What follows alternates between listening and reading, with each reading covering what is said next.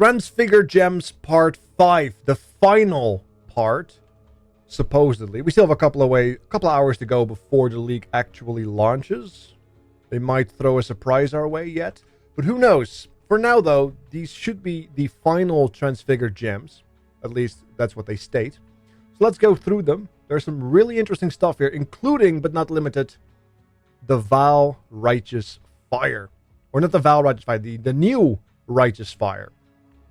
Which is going to be really, really something, I think. Who knows? Bane of Condemnation. Let's see. Applies a debuff to enemies in a small area, which deals chaos damage over time. Linked hex curses are also applied to those enemies.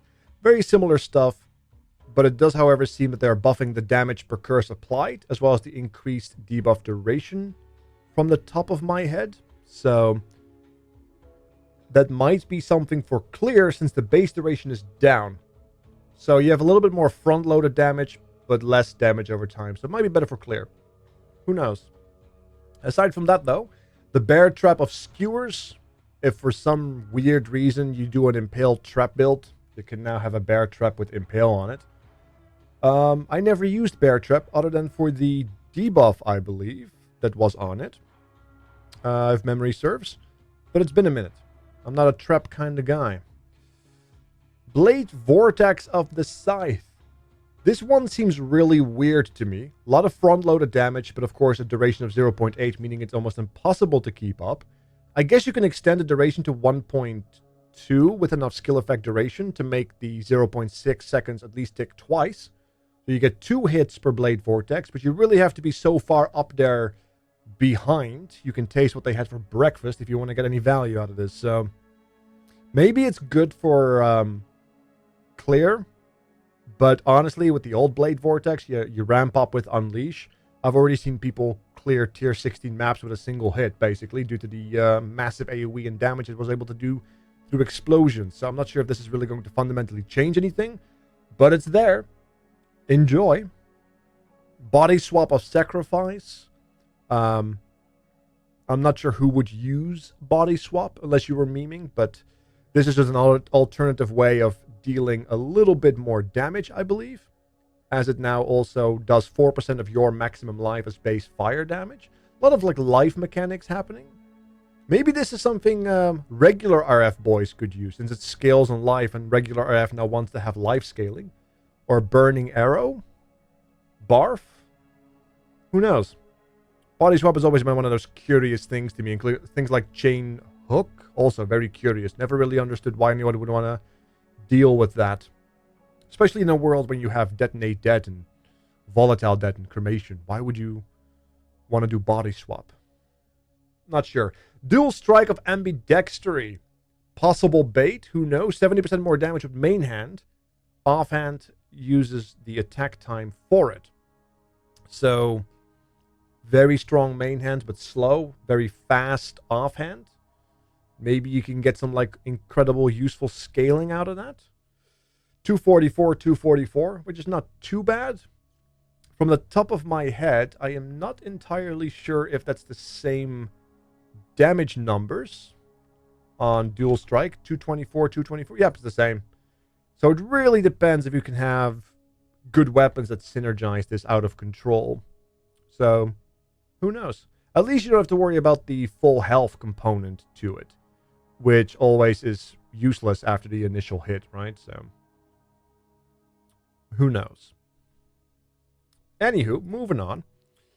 We have done the Dual Strike Earth Shatter of Fragility. This is just a clear version of Earth Shatter. It's a lot less duration, so you can't really like stack up your spikes for a pre-fire when the burst or when the boss is transitioning or something. But it just keeps going off automatically. You don't have to worry about that with War Cries or other slam skills. So it's going to feel better to map with. It's going to be worse for like pre-firing. Aside from that, it seems pretty much the same in terms of damage, except for like the scalable damage on the gem itself, 150, 150. But that seems to be pretty much the gem swap theoretical logic that the new gems are following. So if you want to like Earth Shatter for clear, there you go. As if it didn't clear enough already by itself. Earth Shatter of Prominence, on the other hand, seems to be more about the pre-firing with the big spike. So one fissure, 5 maximum spikes with a bunch more area of effect, as well as more damage. But, of course, a lot less shenanigans going on, but much harder hitting. So this could be your pre-fire gem swap. This could be your cleared gem swap.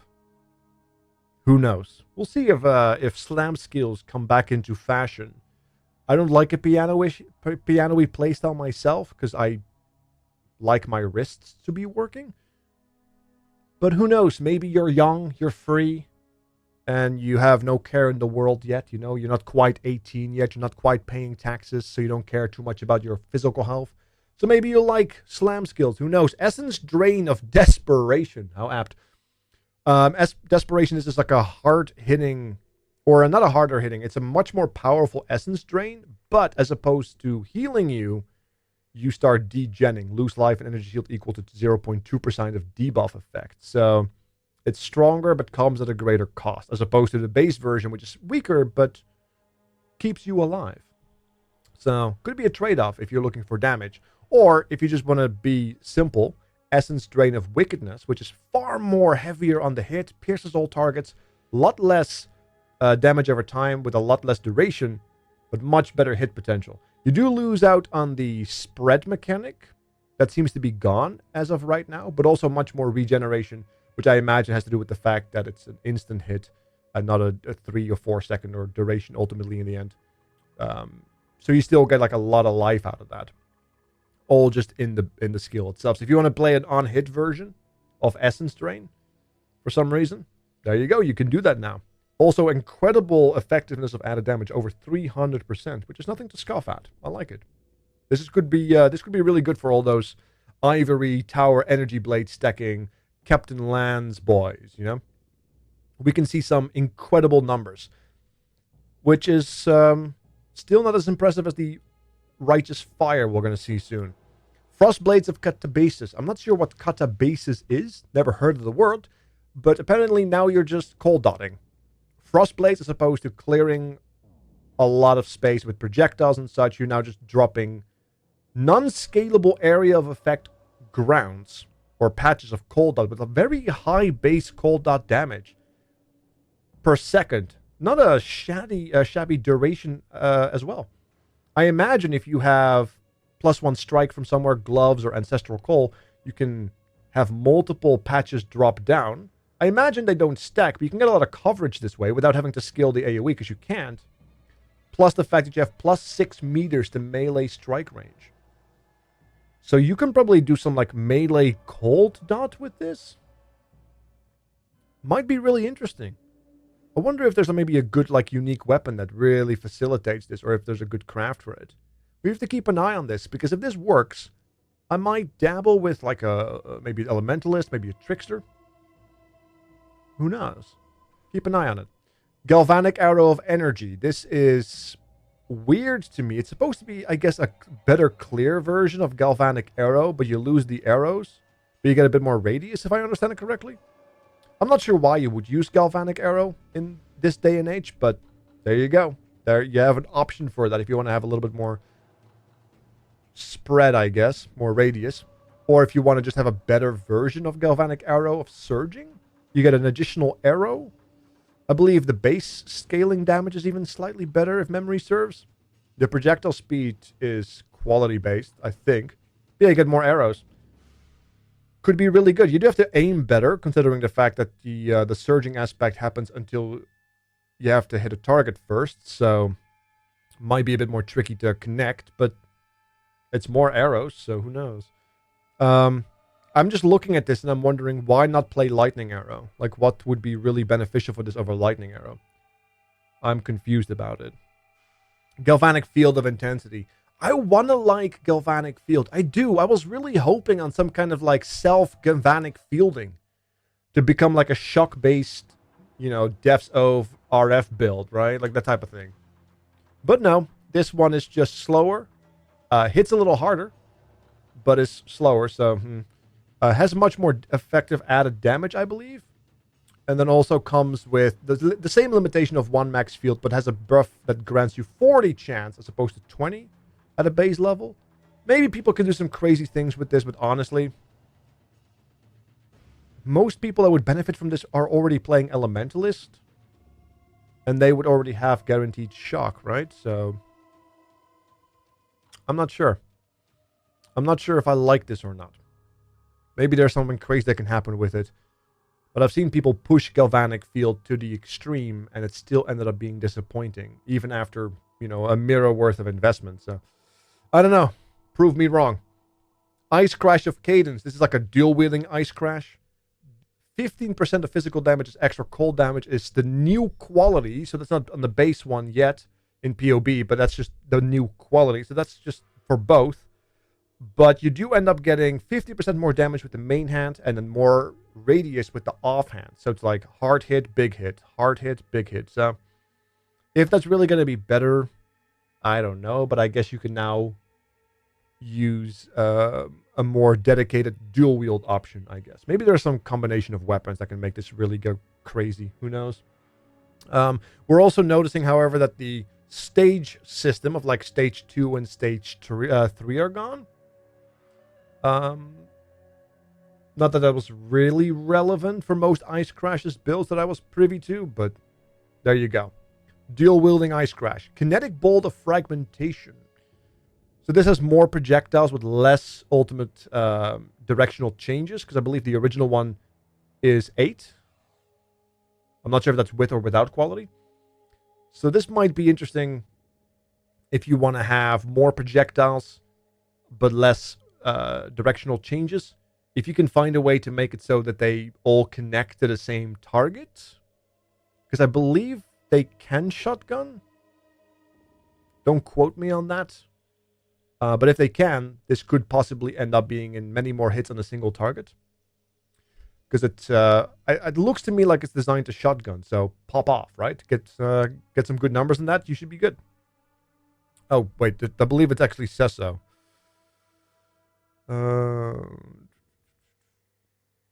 Multiple of these projectiles can hit the same target. Yes. Anyway, Lightning Arrow of Electrocution. We all know Explosive Arrow with the fuses. This is the lightning version. And it's essentially Lightning Arrow single target. Now, we already know that Lightning Arrow can do a lot of damage, even against single target with all the mana arrows. But now you have a gem swap. Or you can just add this into your mana arrow setup, I guess, and have a Lightning Arrow dedicated single target option. So you don't even have the mana swap. It works very similar to fusings, but as opposed to having more fuses be a bigger explosion, this is just more fuses or more arrows doing more single target for 4 times after sticking in. They attack 0.5 seconds. They have less scaling on the damage, but since they have good flat and attack 4 times, that should take care of itself. You can only have up to 10 maximum lightning arrows stuck in a single enemy. So there is a limit, which is not very difficult to do. But yes, lots of single target damage here potentially for those LA players, which of course is totally what they needed. Another tool in their arsenal to be more broken. You know, because Lightning Arrow was suffering so much. You know, like they were really struggling, searching for answers to questions that they never even had. Penance Brand of Conduction. This is Penance Brand, but let's do more spread. I guess this is like the AoE version. I'm not familiar with the Penance Brand, how it used to be. And of course it got changed. Now we also have the Transfigurated Gems, so it's all different and new and brand shiny. It does give you 0.9 meters to energy spread radius, scaled by distance from the brand. Not entirely sure what they mean with that. More shall gather. As that happens. But yes, there seems to be more of an AoE version, which is interesting. Penance Brand of Dissipation. This one just seems to kind of be far more crazy with pulses. 40% more damage with ailments per energy after the first. Pulses deal 60% more damage with hits per energy after the first. So if you can leverage these pulses in some meaningful way, you might have found your new skill gem right there. I wouldn't even know where to begin. I'm not really a brand kind of guy. Perforate from Bloodshed. This is definitely a Crimson Dance skill. Absolutely. You don't have to worry too much about the stance swapping with this one. I think the damage and such is pretty much the same. but you get more damage with bleeding and then a base bleed chance as well. Creates 6 spikes, which is almost enough to cap out Crimson Dance. But yes, there you go. No stance swapping required and good for potential bleed. Speaking of stance swapping, this is essentially Perforate, but better if you're willing to dance with the stances. You can get 10 additional spikes. I think the base Perforate is like 7 or so spikes. This gives you an extra 10 if you have recently stance swapped, which is roughly every 4 seconds. They're really trying to make stance swapping a thing, I guess. I'm not really impressed with it. I think it's too clunky of a playstyle, but if you enjoy it, it probably would be really good in like a slower kind of game.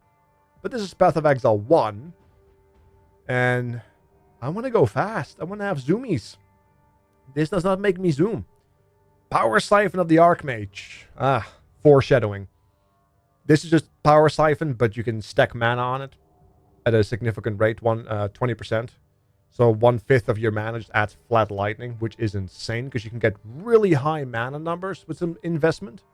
You know, easy 10, 15, 20k. And not only can, it doesn't say current mana or unreserved mana, it's just max mana. So you can take all that mana and just pump it into your energy shield as well. And be super tanky while having an incredibly large amount of added flat lightning damage to your Power Siphon. Which of course has projectiles up to 7 targets, Culling Strike. Could be really, really something here. Mana stackers have always been crazy once they find the right interactions. And they're getting more tools to play with. And soon you'll see another one. A Rain of Arrows of Artillery. This is just Rain of Arrows, but try to make it single target, I guess. Because it's a line, so it should overlap better. But it will be difficult to hit the target if it moves, I imagine. This is Rain of Arrows, but make it better. Make it more. Just more arrows. I'm not sure if this is necessarily good. I guess it depends on how much AoE you have if you want to try to score additional overlapping. Could be good. Could be awful. Time will tell. But yeah, it's just more arrows. We also have Righteous Fire. Here it is. Righteous Fire of Arcane Devotion. I think this could be bringing in a new era of insane Righteous Fire builds. Because think of the Hierophant, right? Like the mana guy. If you have reserved mana, you can give up to 100% increased area of effect while having massive damage and tankiness scaling, all based around mana. Which is insane. With a 2.6 base meter radius, the fire damage seems to be more than handleable. 70% of your maximum mana as base fire damage per second, as well as you do lose your spell damage buff, but spell damage can now apply to the skill to affect its damage over time. So you can also just get more spell damage and scale the skill that way properly on top of that, which is really, really good. Like if we take a look at the Hierophant real quickly, because I'm really excited about this.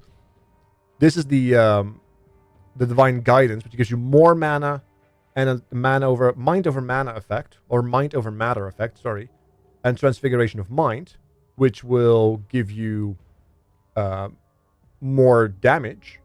So you're scaling mana, get more damage, and then of course you pick up Sanctuary of Thought, which gives you the AoE and energy shield based on your mana. So you're just scaling one stat, you get damage, you get AoE, you get all kinds of craziness. And then you get Arcane Blessing for more spell damage, a little bit of cast speed, a little bit of mana regen, which is always nice. On top of maybe Illuminated Devotion for Spell Leech, more area. Or maybe you can just pick up Conviction of Power if you want the endurance charges. Maybe there's some crazy things you can do that I am not yet aware of with power charges. You of course have the mind over matter here, 40% additional for a total of 50%. You can do some crazy things there. I'm not sure if the Arcane Surge works on RF. It does say if you hit an enemy with a spell, and I'm not sure if RF will count as a hit because it's just a continuous burning effect, right? So you may have to use your additional single target skill to continuously trigger this, but depending on the skill you're using, or maybe it's just like shield charge.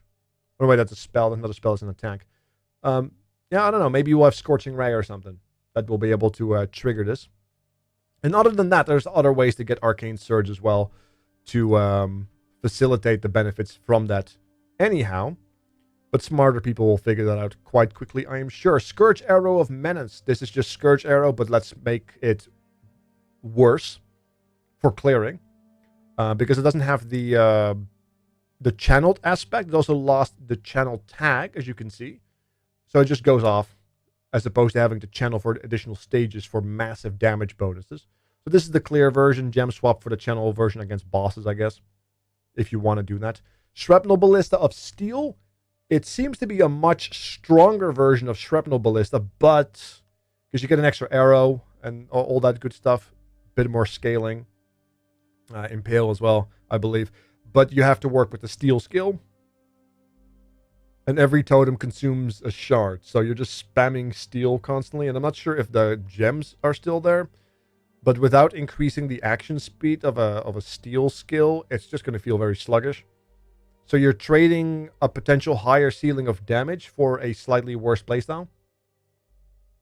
I'm not sure if that's really worth the trade-off, because I'm pretty sure Shrapnel Ballistas could already do, or certain Ballista builds could already do a lot of damage even without that. So I'm not sure if it's necessary.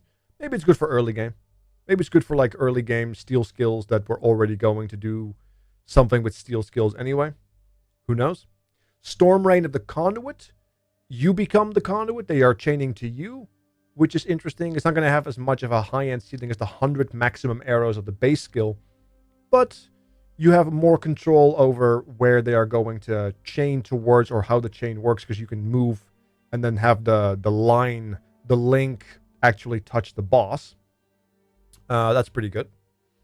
That might be something. Other than that, yeah, there's a 10 max arrow, and it does fire 5 beams, which is more than the 4 beams of the base, but you have a much lower cap, of course. So it could be better because you're more consistent with the damage, but ultimately the ceiling is lower. So it's a trade-off. It's fair. Speaking of trading things off, Storm Rain of the Fence. Let's build a fence. It does hit twice as fast, and it does fire 16 beams per arrow, but it's 2 arrows and they just link in between. You're literally building an electric fence. I'm not sure if this is going to be good for damage. It does have much better attack damage and scaling, but it's just a line. Imagine if you're just trying to beat bosses with a single firewall. I'm not sure how I feel about this. I'm not sure. We'll see. We'll see how this is. Summon Carrier Golem of Hordes. This is just the +3 max Golem at the cost of their special. Scavenging is interesting. Carrion Golem of Scavenging. They can consume corpses, which may be a downside depending on your own corpse consumption requirements. But if they do, they heal, and they also get like a bone spike cascading effect. If the numbers on that are good, this could be a really good addition to the Carrion Golem repertoire. But I don't see those numbers yet, and other than that, we don't know. Just the Carrion Golem, so pop off, right? Summon Lightning Golem of Hordes, the +3. Then we have another +3 with the stone. Then we have a Tank Stone Golem version of Safeguarding. It does have 50% less maximum life, so much, much more squishy. But as a trade-off, it will take 10% of the melee damage you take upon itself. So it's like another defensive layer that has a way of like breaking due to its less life. So if you are a witch, you have multiple for consistent defense, or you just have like one and just keeps resummoned automatically, it might be really good against those many melee hits you otherwise would take to the face. So might be interesting. Tectonic Slam of Cataclysm. This might be cool. It's definitely designed to be a slower playstyle because you have to wait for your charges to come back. They have to be removed, so you can't do like a minimal endurance charge. But yeah, the Tectonic Slam at base, every third attack consumes endurance charges and gets a bunch of bonuses. This is on every single one, if I'm correct. And you get a bunch of bonuses based on how much it's consumed. So if you can like scale up to like 10 plus endurance charges, you can get some good numbers out of this. Maybe run a Chieftain, benefit from the Fist of War and the other skill that you get on the new Ascendancy change that happened not too long ago. Yeah, you could maybe have some fun with this if you like slam skills. I wouldn't hate it if you can speed it up quickly enough. Because when you're thinking about getting endurance charges fast, you're probably thinking more about a Juggernaut and one of his Ascendancy nodes that allows you to get full endurance charges very quickly. So I'm not sure if there's other ways to do that. But aside from like Enduring Cry, I guess. But who knows? Anyway, Tornado Shot of Cloudburst. I'm confused about this one. I'm not it doesn't look good to me.